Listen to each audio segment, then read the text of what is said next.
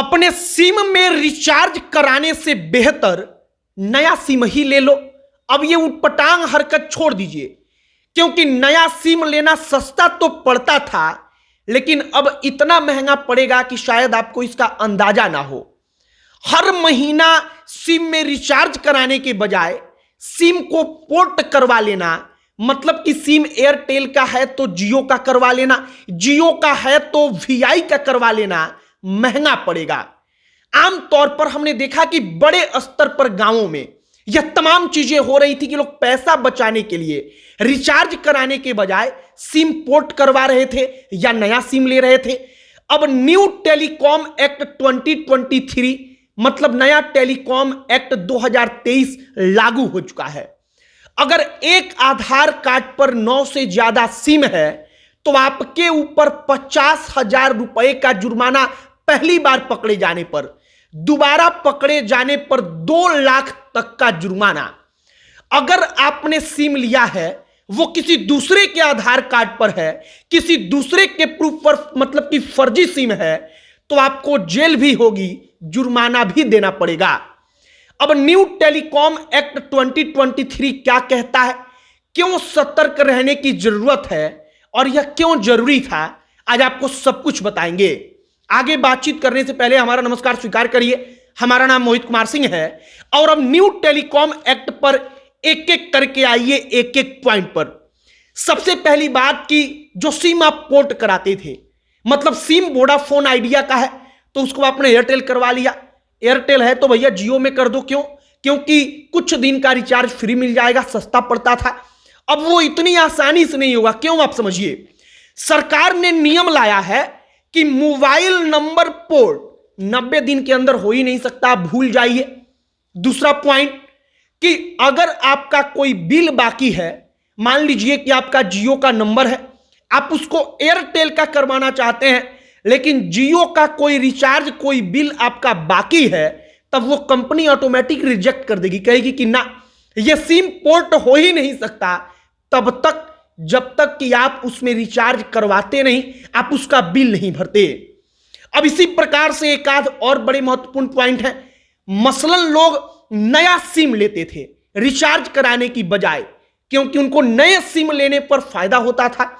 अब अगर आप नया सिम लेते हैं तो ध्यान रखिए कि एक आधार कार्ड बराबर 9 सिम। अगर 9 सिम से ज्यादा है और पहली बार आपको पकड़ लिया गया तो 50,000 रुपया देना पड़ेगा। अगर फिर भी आप नहीं मानते, फिर भी आप वही काम करते हैं, तब दूसरी बार 2 लाख रुपया देना पड़ेगा। अब इन तमाम चीजों के बाद अब भी इधर उधर फर्जी सिम कार्ड मिल जाता है जो आपके प्रूफ पर नहीं होता, लेकिन अब अगर ऐसा हुआ बिना प्रूफ का सिम कार्ड तो 50 लाख रुपया जुर्माना और 3 साल तक जेल। अब आप सोचिए कि 50 लाख रुपया जुर्माना और 3 साल जेल, और यह स्ट्रिक्ट करना इसलिए जरूरी था क्योंकि तमाम प्रयासों के बावजूद अब भी कई जगहों पर यह तमाम चीजें चल रही थीं। अब आपके मन में शायद यह सवाल आ रहा हो कि आपके आधार कार्ड पर कितना सिम है, इसका पता कैसे चलेगा? भाई हो सकता है कि आपको पता ही ना हो, कई सारे सिम कार्ड चालू हो।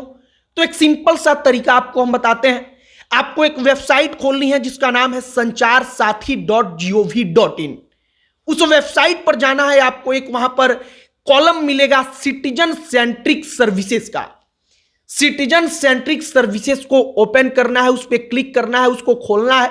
इसके बाद वहां पर योर मोबाइल कनेक्शंस आएगा, उसके ऊपर क्लिक करना है और इसके आगे जो डिटेल्स मांगी जाए उसको भरना है। और इसके बाद आपके सामने वो तमाम कनेक्शन जो आपके प्रूफ पर चल रहा है वो निकलकर सामने आ जाएगा और आपको वहीं से पता चल जाएगा कि कितना सिम कार्ड आपका है और कितना सिम कार्ड यूं ही चल रहा है। फिलहाल न्यू टेलीकॉम एक्ट जो है 2023 वो अब जाकर लागू हुआ है, और ये लागू करना इसलिए जरूरी हो गया था क्योंकि सिम कार्ड पोर्ट बड़ी तेजी से कहा जा रहा था कि लोग करवा रहे थे और इससे कंपनियों को घाटा हो रहा था। दूसरा पॉइंट कि लोग बिल बकाया होता था तो सिम छोड़ रहे थे। अब चूंकि नंबर उनको वही चाहिए था, फिर भी सिम पोर्ट करवा लेते थे। दूसरी कंपनी कहती थी कि हाँ आप आकर मेरा नंबर ले लीजिए। अब इसी प्रकार का पूरा कई लोगों की प्रवृत्ति हो गई थी कि वो ऐसा ही बार बार कर रहे थे। फिलहाल न्यू टेलीकॉम एक्ट एक प्रकार से और अधिक सख्त करने की कोशिश की गई है कि जो ऑनलाइन धोखाधड़ी हो रहा है, जो ऑनलाइन स्कैम वगैरह हो रहा है, उसको कंट्रोल किया जाए, क्योंकि अगर सिम प्रूफ पर ही होगा, सिम फर्जी नहीं होगा, तो धोखाधड़ी अगर आपके साथ होगा फिर भी उसको ट्रेस कर पाना, उसको पकड़ पाना साइबर कैफे के लिए, पुलिस वालों के लिए, तमाम जगहों के लिए आसान होगा, उनके लिए संभव होगा, पॉसिबल होगा। न्यू टेलीकॉम एक्ट जो है 2023, उसमें कौन सा महत्वपूर्ण पॉइंट था, हमने वो सारे पॉइंट्स आपको क्लियर किए। आपकी इस पर क्या राय है कमेंट बॉक्स में लिखकर बताइएगा। अब अंत में हमारा परिचय, हमारा नाम मोहित कुमार सिंह है और एक महत्वपूर्ण बात कि आप कमेंट कीजिए, उस टॉपिक के बारे में बताइए जिस पर आप चाहते हैं कि हम वीडियो बनाएं। बहुत बहुत धन्यवाद।